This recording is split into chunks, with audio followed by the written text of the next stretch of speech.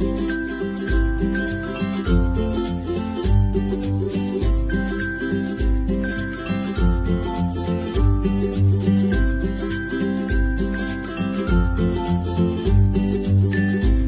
જય શ્રી કૃષ્ણ, જય માતાજી। આજે હું તમારા માટે ગ્રીન ઊંધિયું લઈને આવી છું।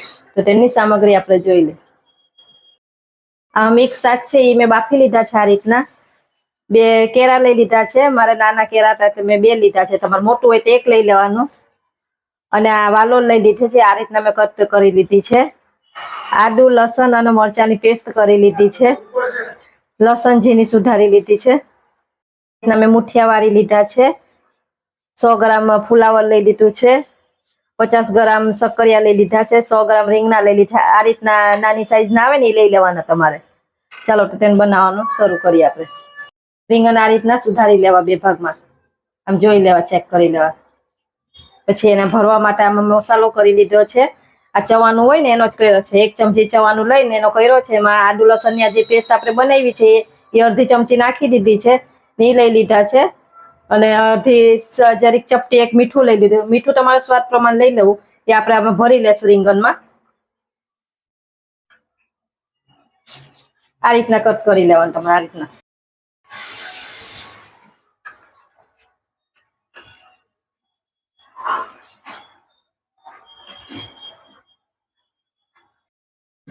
તેને આપણે 2 ચમચા તેલ લઈ લીધું છે ગરમ થવા।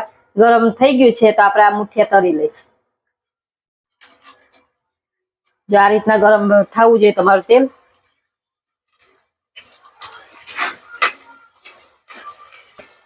આપણે આ મુઠિયા તળાઈ જાય એટલે હું તમને બતાવીશ। તો તમે જોઈ શકો છો આપણા મુઠિયા તળાઈ ગયા છે। આ રીતના ગોલ્ડન બ્રાઉન થાય એ રીતના તો તળી લેવાના તમારે। 1 ચમચી હિંગ લઈ લેશું ને આપણે જે આ મસાલો કર્યો તો આદુ મરચાં લસણ તેમ લઈ લેશું। એમ આપણે આજે ગ્રીન કરવાનું છે એટલે આપણે મરચી વધારે લેવાની છે। આમાં લાલ મરચું નથી વાપરવાનું આપણે। તો આ સતરાઈ જાય પછી આપણે બીજા શાક લઈ લેશું એમાં। તો તેમાં આપણે આ શાક લઈ લેશું જે સુધારીને રાખ્યા છે। ફુલાવર લઈ લેશું, શક્કરિયા લઈ લેશું અને રતારું કીએ છે, રતારું ગાજર કીએ છે।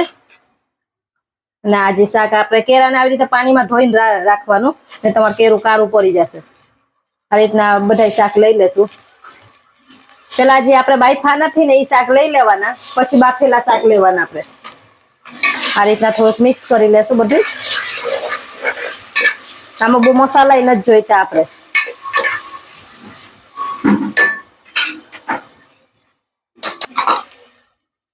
જે રીંગણ ભરીને રાખ્યા હતા આપણે એ લઈ લેશું।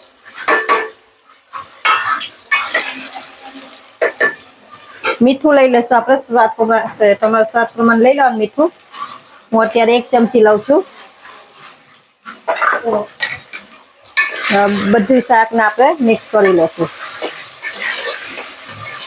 આ રીતના। આપણે આજે ગ્રીન કરવાનું છે એટલે લાલ ચટણી વાપરવાની નથી। ચપટી કે હળદર લઈ લેશું આપણે। હળદર એ વધારે નથી વાપરવાની આમાં।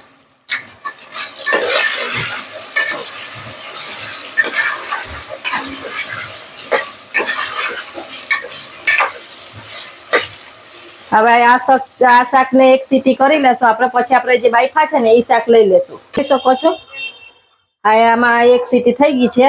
1 થી 1.5 સીટી મેં કરી લીધી છે। 1 સીટી કરી ને થોડીક વાર રહેવા દીધું હતું મેં ઠંડુ થવા માટે। તો આપણા શાક ચરી ગયા છે। જોઈ શકો છો બધા શાક ચરી ગયા છે। આ રીતના આપણે રીંગણ ચરી ગયા છે। તો આ મને શાક બાફવામાં મને 1 ગ્લાસ પાણી જોયું છે। તમારે 1 ગ્લાસ પાણી લઈ લેવાનું। આપણે જે શાક બાફીને રાખ્યા હતા એ લઈ લઈએ આમાં।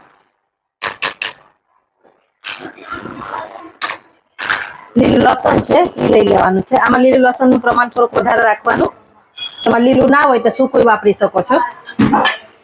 તો આપણે બધી વસ્તુને આ રીતના મિક્સ કરી લેશું।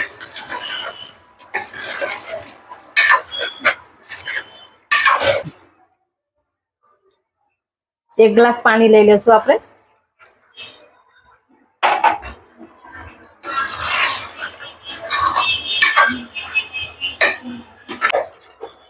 તો આપણે જે મુઠિયા તરીને લીધા હતા એ લઈ લેશું એમાં.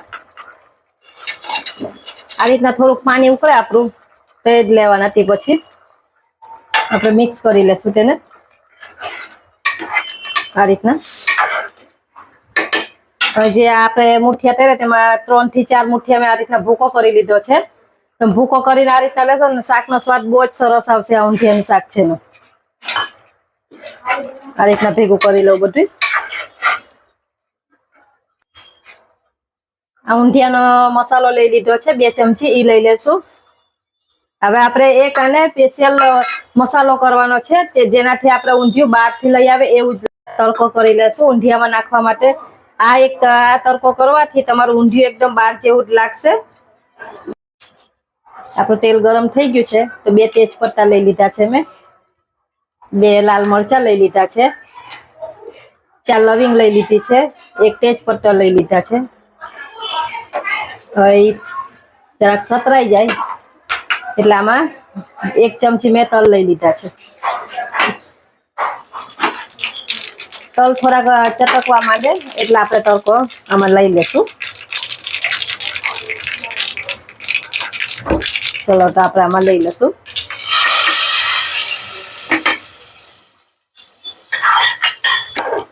આ રીતના મિક્સ કરી લેજો બધું. જોઈ લો.